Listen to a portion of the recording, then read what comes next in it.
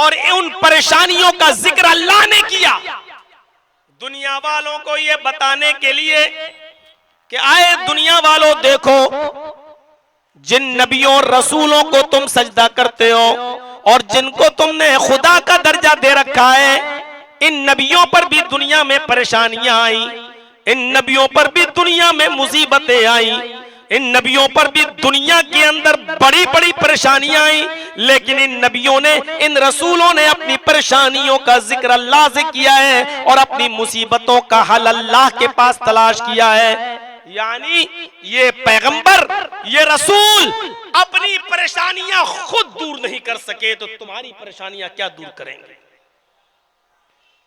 एक तरफ से देखते हुए चलिए, एक तरफ से देखते हुए चलिए, हजरत आदम अलैहिस्सलातु वस्सलाम को अल्लाह ने जब इनका पुतला बनाया, फिर इसमें रूह डाली, फिर इनको जन्नत में दाखिल कर दिया, फिर इन्हीं की पिसली से हव्वा को पैदा किया, फिर हव्वा को भी जन्नत में दाखिल कर दिया, इन दोनों को हुक्म भी दे दिया, कुलू वशरबू, आए आदम हव्वा तुम जन्नत में खाओ और पियो, जितना खाओ जो चाहो, पूरी जन्नत तुम्हारे लिए फ्री है, खाओ पियो आराम करो, लेकिन मेरा एक हुक्म है और वो हुक्म यह है कि तुम दोनों इस दरख्त के करीब मत जाना। शैतान बहकाया, हम शॉर्ट कर रहे हैं, पूरा वाकया नहीं बताएंगे, सिर्फ मकसद की चीजें बताएंगे। शैतान ने आदम और हव्वा दोनों को बहकाया और उस दरख्त के करीब ले गया। जब शैतान उस दरख्त के करीब ले गया और दोनों ने उस फल को खा लिया तो जन्नती लिबास उनके जिस्म से उतर गया। अल्लाह ने हुक्म दिया है आदम और हव्वा, तुमने मेरी हुक्म अदूली की, मेरी नाफरमानी की, मेरे हुक्म को तोड़ दिया, लिहाजा तुम दोनों का जन्नती लिबास उतर गया। आदम और हव्वा ने जन्नत के दरख्तों के पत्ते तोड़े और उन बड़े बड़े दरख्तों से अपने जिस्म को छिपाया। फितरत है इंसान की, याद रखिएगा। आज के इस बेशर्मी और बेहयाई के दौर में जहां न मर्दों को शर्म आए न औरतों में शर्म रह गई हो, उनके लिए गौर करने की चीज है कि आदम और हव्वा के जिस्म से जब जन्नत का लिबास उतरा, जबकि हव्वा उनकी बीवी थी, किस बात की शर्म थी? कोई शर्म नहीं, लेकिन इसके बावजूद आदम और हव्वा ने दरख्त के पत्तों से अपना जिस्म छिपाया। शर्म और हया इंसान की फितरत में दाखिल होना चाहिए, क्योंकि आदम और हव्वा का जब जिस्म नंगा हुआ और जन्नती लिबास उतरा तो हजरत आदम और हव्वा ने दरख्त के पत्तों से, जन्नत के दरख्त के पत्तों से अपना जिस्म छिपाया। ये शर्म और हया इंसान की फितरत में शामिल है। आज के इस बेहयाई के दौर में मर्द भी देखें, औरतें भी गौर करें, आज उनके ड्रेस, उनके लिबास, उनके कपड़े आज किस हद तक बढ़ाना हो चुके हैं, बोलो किस हद तक उनके कपड़े उतर चुके हैं उनके जिस्म से और शॉर्ट हो गए हैं उनके जिस्म से। गौर करें मेरे भाइयों। फिर आदम और हव्वा दोनों को जन्नत से निकाल दिया गया, दुनिया के अंदर दाखिल किया गया, भेज दिया गया। आदम अल्लाह के नबी हैं, अल्लाह ने भेज दिया, परेशानी आई, जब दुनिया में भेजे गए तो आदम अलैहिस्सलातु वस्सलाम ने अपनी इस परेशानी का हल अल्लाह रब्बुल आलमीन के पास तलाश किया और अपनी इस खता और अपनी इस गलती की माफी यूं मांगी अपने रब से, रब्बना ज़लमना अनफुसना व इल्लम तगफिर लना व तरहमना लनकूनन्न मिनल खासिरीन। ऐ हमारे रब, हमने अपने नफ्सों पर जुल्म किया है। रब्बना ज़लमना अनफुसना व इल्लम तगफिर लना व तरहमना लनकूनन्न मिनल खासिरीन। ऐ हमारे रब, हम दोनों ने, आदम हव्वा दोनों, हम दोनों ने अपने नफ्सों पर जुल्म किया है। तूने जिस दरख्त के फल को खाने से मना किया है, शैतान के बहकावे में हम आ गए हैं और हमने उस दरख्त के फल को खा लिया है।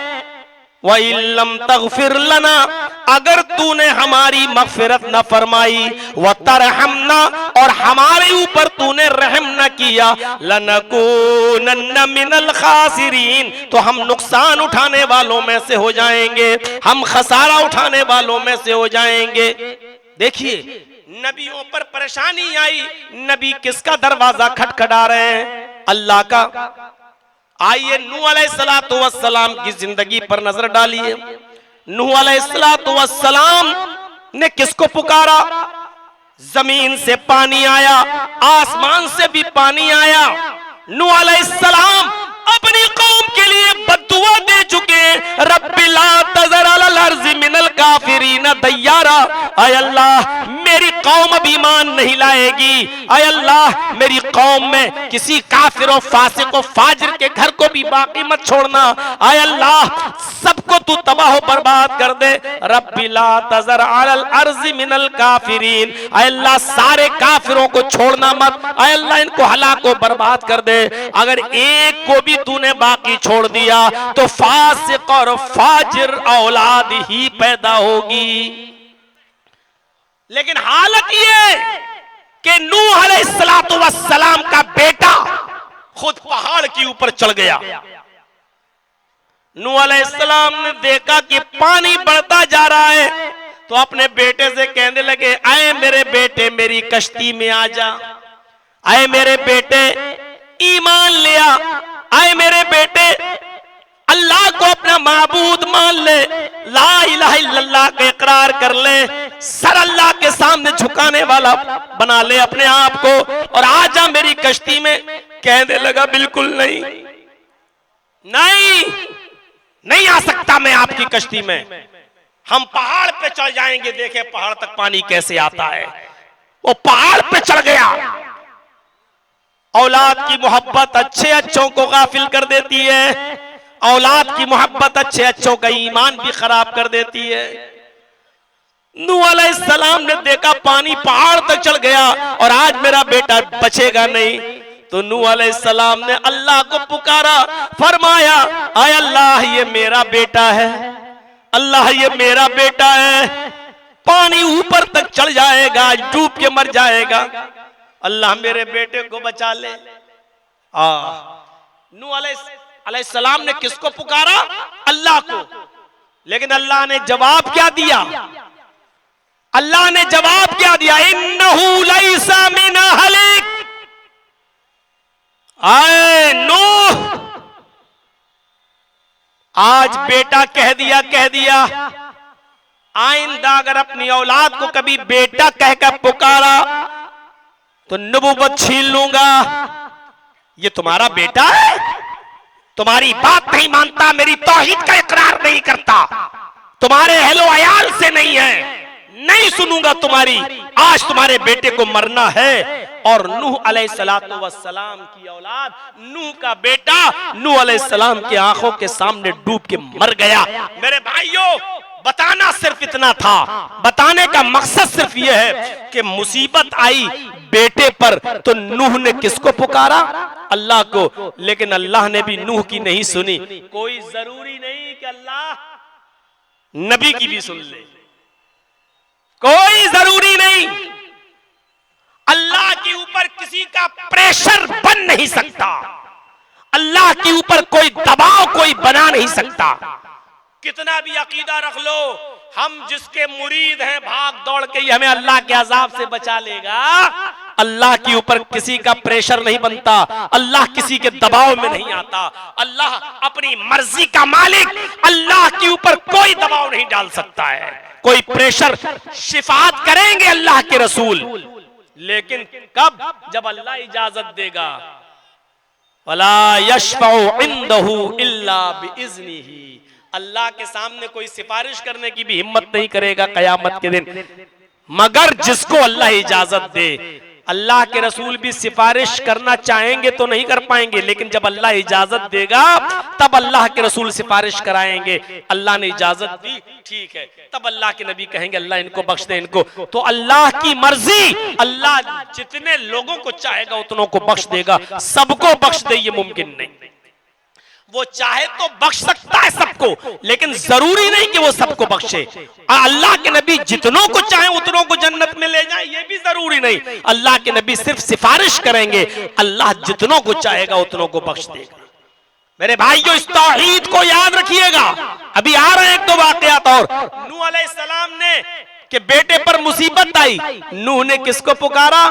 अल्लाह को, और अल्लाह ने इसके बावजूद नूह की नहीं सुनी, डूब के मर गया नूह का बेटा नूह के सामने। इब्राहीम अलैहिस्सलातु वस्सलाम की जिंदगी पर नजर डालो। इब्राहीम अलैहिस्सलातु वस्सलाम की जिंदगी पर नजर डालो। नमरूद के सामने खड़े और हुज्जत हो रही है, बहस हो रही है।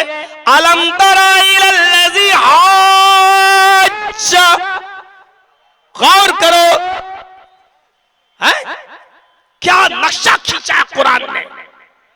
आए इब्राहिम, क्या उसको नहीं देखा जो आपसे बहस कर रहा था अल्लाह के सिलसिले में? नमरूद। और नमरूद कौन है? कौन है? पूरी दुनिया पर हुकूमत करने वाला। दो काफिर पूरी दुनिया पर हुकूमत किए हैं, दो मुसलमानों ने भी पूरी दुनिया पर हुकूमत की है। पूरी दुनिया पर एक सुलेमान अलैहिस्सलाम ने और एक जुल्करनैन, ये दो निकले हैं मुसलमानों में जिन्होंने पूरी दुनिया पर हुकूमत की है। और दो काफिर भी थे जिन्होंने पूरी दुनिया पर हुकूमत की है, एक नमरूद और एक बख्त नसर। एक का नाम है बख्त नसर। ये दो काफिर भी हैं जिन्होंने पूरी दुनिया पर हुकूमत की है। इब्राहीम अलैहिस्सलातु वस्सलाम किसके सामने खड़े हैं?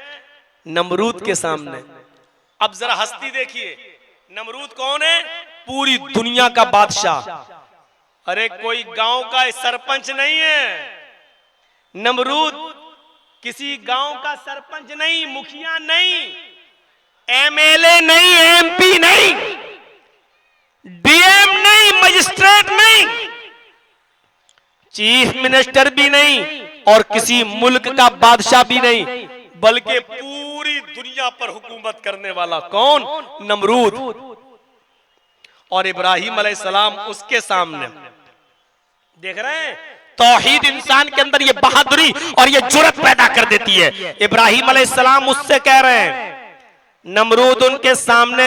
इब्राहीम अलैहिस्सलाम ने नमरूद से कहा, रब्बी अल्लज़ी युही व युमीत, मेरा रब तो वो है जो जिंदगी देता है और मौत देता है। मेरा रब तो वो है जो जिंदगी देता और मौत देता है। तो नमरूद ने इसके जवाब में क्या कहा? अना ओही व उमीद, मैं भी तो जिंदगी देता हूं और मैं भी तो मौत देता हूं। इब्राहीम अलैहिस्सलाम ने कहा, कैसे? मोटी अकल थी। उसने क्या किया? जिसको फांसी की, कत्ल की सजा थी, जेल में जो बंद था, जिसको 2-4 दिन में कत्ल किया जाना था, उसने उस सजा याफ्ता को निकाला कैद खाने से और छोड़ दिया। कहा देखो, जिसको मौत की सजा थी मैंने उसको छोड़ दिया, और एक बेकसूर, एक बेगुनाह आदमी को लाया, पकड़ा और उसको कत्ल कर दिया। और इब्राहीम से कहा देखो, मैंने एक आदमी को कत्ल कर दिया, मैं भी जिसको चाहूं मार सकता हूं और जिसको चाहूं जिंदगी दे सकता हूं। अना उही व उमीद, मैं भी जिंदगी देता हूं और मैं भी मौत देता हूं। इब्राहीम अलैहिस्सलाम समझ गए इसकी मोटी खोपड़ी है, यह ऐसे नहीं समझेगा। तो फौरन इब्राहीम अलैहिस्सलातु वस्सलाम ने फौरन क्या कहा? नहीं, आए नमरूद, मेरा रब वो है, मेरा अल्लाह तो वो है जो मशरिक से सूरज को निकालता है, पूरब से सूरज को निकालता है और पश्चिम में डुबोता है, मगरिब में डुबोता है। अगर तू अपने आप को रब कहता है, तू अपने आप को खुदा कहता है, तू अपने आप को अल्लाह कहलवाता है, तू अपने आप को मालिकुल मुल्क समझता है, तो इसका उल्टा करके दिखा। मेरा रब वो है जो सूरज को मशरिक से निकालता है और मगरिब में डुबोता है। तू मगरिब से निकाल कर मशरिक में डुबो दे, मैं तुझे खुदा मान लूंगा। फबुहितल्लज़ी कफर, इतना कहना था कि उस नमरूद की आंखें फटी की फटी रह गई। इब्राहिम ने हमसे किस चीज का मुतालबा कर लिया?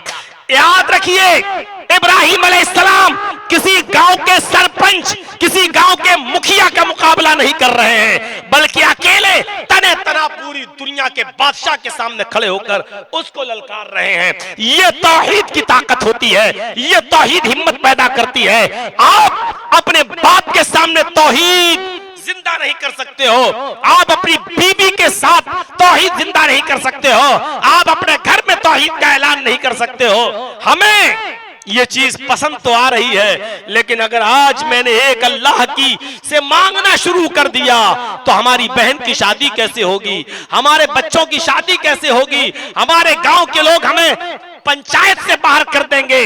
अगर हमने मजहब बदल दिया, मसलक बदल दिया, एक अल्लाह की इबादत करने वाले और एक अल्लाह से मांगने वाले अगर बन गए तो हमारी बेटी और हमारी बहनों की शादियों का क्या होगा? आज इस शर्म की वजह से हम सही चीज कबूल नहीं कर पाते हैं। इब्राहिम अलैहिस्सलाम किसी मामूली आदमी का मुकाबला नहीं कर रहे हैं, बल्कि पूरी दुनिया के बादशाह के सामने अकेले खड़े हैं। नमरूद ने आग की तैयारी की और आग में डाला जा रहा है इब्राहिम अलैहिस्सलाम को। चरखी डाल दी गई, झूले पे लटका दिया गया, आग में डाला जा रहा है। इब्राहिम अलैहिस्सलाम को जब आग में डाला जा रहा है, ये मुसीबत इब्राहिम अलैहिस्सलाम के ऊपर आती है। इस मुसीबत में भी इब्राहिम अलैहिस्सलाम अल्लाह को पुकारते हैं। इस मुसीबत में भी इब्राहिम अलैहिस्सलाम अल्लाह को पुकारते हैं। कुल्ना या नारू कूनी बरदन व सलामन अला इब्राहिम।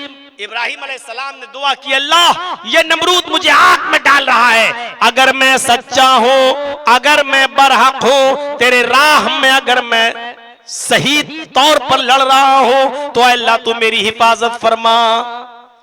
ऊपर से हुक्म होता है, आए आग तू ठंडी हो जा मेरे बंदे इब्राहिम पर। किसको पुकारा? अल्लाह को। इब्राहिम अल्लाह को पुकार रहे हैं, नूह अल्लाह को पुकार रहे हैं, आदम अल्लाह को पुकार रहे हैं, जकरिया यहया अल्लाह को पुकार रहे हैं, याकूब अलैहिस्सलाम का बेटा यूसुफ, याकूब के और दूसरे बेटों ने मिलकर यूसुफ को कुएं में फेंक दिया और कई साल तक यूसुफ अलैहिस्सलाम का पता नहीं चला। याकूब अलैहिस्सलाम अपने बेटे के लिए इतनी दुआएं मांगे, इतनी दुआएं मांगे कि मांगते मांगते उनकी आंखों की रोशनी चली गई। लेकिन किसको पुकार रहे हैं? अल्लाह को पुकार रहे हैं। आओ तुम्हें एक ऐसा नक्शा दिखाऊं, जनाबे मोहम्मद हजरत यूनुस अलैहिस्सलाम का मंजर भी देखो, अय्यूब अलैहिस्सलाम का मंजर देखो। बीमारी है, पूरे जिस्म में कीड़े पड़ गए, नबी है और पूरे जिस्म में कीड़े पड़ गए, जिस्म सड़ गया, कीड़े उनका गोश्त खा रहे हैं। अरे आप लोगों के पाई फोड़ा हो जाता है, कभी जख्म हो जाता है और जख्म पे कीड़े पैदा हो जाते हैं। आजकल तो मेडिकल साइंस बहुत तरक्की कर चुकी है, डिटॉल वगैरह से साफ कर लिया गया। आजकल तो कीड़ों को मारने की दवाएं, एंटीबायोटिक दवाएं भी आ गई हैं। अय्यूब अलैहिस्सलाम के पूरे जिस्म में कीड़े, इस बीमारी से शिफा याबी की दुआ। अल्लाह ओफो, नबी है, परेशानी आ रही है, नबी अपनी परेशानी दूर नहीं कर पा रहा है, अल्लाह को पुकार रहा है। अय्यूब अलैहिस्सलाम भी अपनी परेशानी के लिए अल्लाह को पुकार रहे हैं। यूनुस अलैहिस्सलाम समंदर का सफर कर रहे हैं, अल्लाह ने हुक्म नहीं दिया था, अल्लाह ने कहा था बस्ती छोड़ के मत जाओ। नहीं, इस बस्ती के लोग ईमान नहीं ला रहे, हम दूसरी बस्ती में जाके तबलीग करेंगे, लेकिन दूसरी बस्ती में। अल्लाह ने कहा नहीं, इसी बस्ती में रहो, नहीं माने। यूनुस अलैहिस्सलाम दूसरी बस्ती में जाने के लिए समंदर का सफर कर रहे हैं। कश्ती हिचकोले लेने लगी, आंधी आ गई, तूफान आ गया। मेरे प्यारे साथियों, जरा गौर करो, इस आंधी और तूफान के मौके पर नाव चलाने वाला कहने लगा, अल्लाह का कोई नाफरमान बंदा इस कश्ती में बैठा हुआ है। अच्छा, फिर क्या किया जाए? कहा कैसे पता चले? कहा जो अल्लाह की नाफरमानी करके आया है उसको चाहिए कि वो इस समंदर में कूद जाए ताकि पूरी की पूरी कश्ती में और लोग न मारे जाएं। कौन बताए कि मैं नाफरमानी करके आ रहा हूं? पर्चियां डाली गई, कुरानदाजी होती है। जब कुरानदाजी की नौबत आई और पर्चियां फेंकी जाती हैं जमीन कश्ती पर, और यूनुस अलैहिस्सलाम से कहा जाता है, आए यूनुस तुम उठाओ, तुम अल्लाह के नबी हो, तुम नेक बंदे हो, तुम ही पर्ची उठाओ, देखें किसका नाम निकलता है। कुरानदाजी होती है। हजरत यूनुस अलैहिस्सलाम एक पर्ची उठाते हैं। 50 लोगों में जब पर्चियां डाली जाती हैं और यूनुस अलैहिस्सलाम पर्ची उठाते हैं, तो यूनुस अलैहिस्सलाम को क्या मालूम था कि इस पर्ची में मेरा ही नाम निकलेगा। जैसे ही पर्ची खोली जाती है यूनुस अलैहिस्सलाम का नाम आता है। अल्लाह ने यह जाहिर कर दिया है, यही है जो मेरे हुक्म के बगैर कश्ती में बैठा हुआ है। सारे के सारे लोगों ने मिलकर यूनुस अलैहिस्सलाम को समंदर में फेंक दिया। इधर समंदर में फेंका, कुरान क्या कहता है, फल्तकमहुल हूत, उधर मछली ने उनको अपने पेट में निगल लिया। बड़ी मछली। जो लोग समंदर का सफर करते हैं या हवाई पानी के जहाज वगैरह से गए होंगे हज करने, पुराने जमाने के लोग, उनको मालूम होगा समंदर में कितनी कितनी बड़ी मछलियां होती हैं। पूरे पूरे जहाज को भी पलट देती हैं, इतनी बड़ी बड़ी मछलियां। मेरे भाइयों, एक मछली ने यूनुस अलैहिस्सलाम को निगल लिया। यूनुस अलैहिस्सलाम मछली के पेट में है। 3 दिन 3 रात यूनुस मछली के पेट में रहे। यूनुस अलैहिस्सलाम के ऊपर मुसीबत आई। नबी है और मुसीबत, अपनी मुसीबत खुद दूर नहीं कर पा रहे हैं। अपनी मुसीबत को दूर करने के लिए अल्लाह को पुकार रहे हैं और क्या दुआ कर रहे हैं, कुरान पढ़िए। ला इलाहा इल्ला अंता सुब्हानका इन्नी कुन्तु मिनज़ ज़ालिमीन। ला इलाहा इल्ला, नहीं है कोई माबूद सिवाय तेरे, सुब्हानका तेरी जात पाक है, इन्नी कुन्तु मिनज़ ज़ालिमीन, बेशक मैं ही जालिमों में से हूँ। यानी तेरी नाफरमानी की है, ऐ अल्लाह मैंने तेरा हुक्म नहीं माना, बेशक मैं ही जालिमों में से हूँ। ये दुआ पड़ी, तब अल्लाह ताला ने उनको मछली के पेट से निकाला और मछली ने उनको खुश्की में जाकर अपने पेट से बाहर निकालकर उगल दिया। तो मेरे भाइयों गौर करो, और गौर करो मेरे प्यारे साथियों, यूनुस पर मुसीबत आई तो यूनुस ने किसको पुकारा? ये तौहीद का मिशन है। खैर, आज इस जयनगर के अंदर जितने भी लोग मौजूद हैं, इस पैगाम को सुने। इतने बड़े बड़े नबी, इतने बड़े बड़े पैगंबर मुसीबतें खुद दूर नहीं कर पा रहे हैं, अल्लाह से शिकायत कर रहे हैं और अल्लाह इनकी मुसीबतों को दूर कर रहा है। नबियों की जिंदगी ये बतला रही है कि पैगंबरों ने भी अल्लाह ही को पुकारा। आइए जरा मोहम्मदुर रसूलुल्लाह के बारे में भी सुन लीजिए। अल्लाह के नबी ने किसको पुकारा? नबी की जिंदगी क्या कहती है? आप अंदाजा लगाइए। नमाजें पढ़ लीजिए, सजदों पे सजदे कर लीजिए, जितनी चाहो इबादतें कर लो, अगर तौहीद नहीं है, शिर्क पर अमल है हमारा और आपका, तो लाइना शरकता लयहबतन्ना अमलुक, अगर शिर्क करोगे तो तुम्हारे भी अमल बेकार हो जाएंगे। अल्लाह ने अपने नबी मोहम्मद रसूलुल्लाह से भी फरमा दिया, लाइना शरकता लयहबतन्ना अमलुक, आए मोहम्मद सल्लल्लाहु अलैहि वसल्लम, अगर आपने भी शिर्क किया तो आपके अमल भी बेकार हो जाएंगे। तौहीद और शिर्क एक साथ नहीं चल सकती है। मस्जिद में जाओ और कहो इहदिना सिरातल मुस्तकीम सिरातल लज़ीना अनअमता अलैहिम, आय अल्लाह तू हमको सीधा रास्ता दिखा। और फिर किसी चौखट पे जाके कहो कि बाबा तेरे दर पे आया हूं, झोला झोली भर के जाऊंगा, ये दोनों चीजें एक साथ जमा नहीं हो सकती है। अल्लाह को पुकारो तो इसका इनकार करो। अल्लाह ही को पुकारा जाएगा और अल्लाह ही से मांगा जाएगा। आपको बताऊं, अरे सुनिए, जंगे बद्र का मंजर मालूम है? जंगे बद्र का, आइए जरा सुन लीजिए हमसे भी। कितने सहाबा थे? 313। और काफिरों का लश्कर कितना था? 1000 से ज्यादा। आइए वो नक्शा दिखाने जा रहा हूं आपको कि दंग रह जाएं। 313 सहाबा और काफिर कितने? 1000 से ज्यादा।